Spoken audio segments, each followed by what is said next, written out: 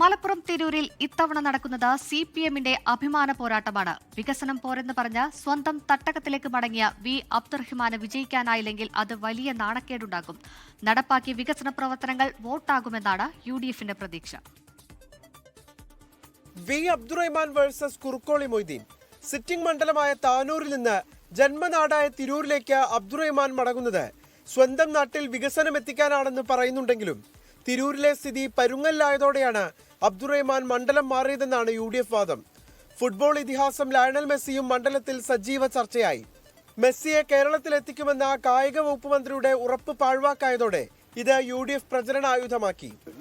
കുഞ്ഞു മക്കളും നിൽക്ക് സ്ത്രീകളെല്ലാം അഭിവാദ്യം അർപ്പിച്ചുകൊണ്ട് മെസ്സിക്ക് പിന്നാലെ മെസ്സിയെ കൊണ്ടുവരും എന്ന് പറഞ്ഞ ആളോട് നിങ്ങളൊക്കെ ചോദിക്കണം എന്താ മെസ്സി വരാത്തതെന്ന്. ഞാൻ ഈ ആളുകളോട് പറഞ്ഞിരുന്നു ഞാൻ അസറുദ്ദീനെ കൊണ്ടുവരുമെന്ന്. ഞാൻ കൊടുന്നു പുത്തൻതാണിയിലും തിരുനാവായ വരെ റോഡ് ഷോ നടത്തി. ഞാൻ പറഞ്ഞ വാക്ക് പാലിച്ചു. എതിർ സ്ഥാനാർത്ഥി എന്താ പാലിക്കാത്തതെന്ന് നിങ്ങൾ അവരോട് ചോദിക്കണം.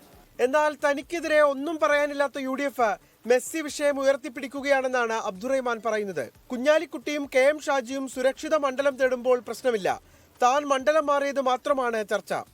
നോക്കൂ, താനൂരിൽ നിന്ന് തിരൂരിൽ വന്നിട്ടുണ്ടെങ്കിൽ അത് സുരക്ഷിതമായ മണ്ഡലം. എൻ്റെ സ്വന്തം കോർട്ടിലേക്ക് ഞാൻ വന്നുള്ളൂ, എൻ്റെ മണ്ഡലത്തിലേക്ക്, എൻ്റെ തട്ടകത്തിലേക്ക് ഞാൻ വന്നുള്ളൂ, എൻ്റെ നാട്ടിലേക്കാണ് ഞാൻ വന്നത്. കുഞ്ഞാലിക്കുട്ടി ഓടിയിട്ടുള്ളത് സുരക്ഷിത മണ്ഡലം തേടി മലപ്പുറത്തേക്ക് ഓടിയിട്ടുണ്ട്. KM ഷാജി അഴീക്കോടൊന്നും ഓടിയെത്തിയത് വേങ്ങറിലാണ്, സുരക്ഷിത മണ്ഡലം തേടിയാണ്. അപ്പോൾ ഇതെല്ലാം അവിടെ നിൽക്കെ ഇവിടെ പരാജയ ഭീതി നല്ല രീതിയിൽ അവരെ പിടിപെട്ടിട്ടുണ്ട്. NDAക്ക് കാര്യമായ മുന്നേറ്റം ഇന്നോളം മണ്ഡലത്തിൽ ഉണ്ടാക്കാനായിട്ടില്ല.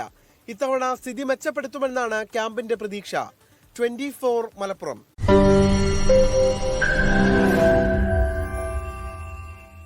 ലോകത്തെവിടെയായാലും ഏത് സമയത്തും 24 വാർത്തകളും ഓഗ്മെന്റഡ് റിയാലിറ്റി പാക്കേജുകളും എക്സ്പ്ലെയിനറുകളും വിശദമായി കാണാൻ ഞങ്ങളുടെ YouTube ചാനൽ നിങ്ങൾക്ക് സബ്സ്ക്രൈബ് ചെയ്യാം.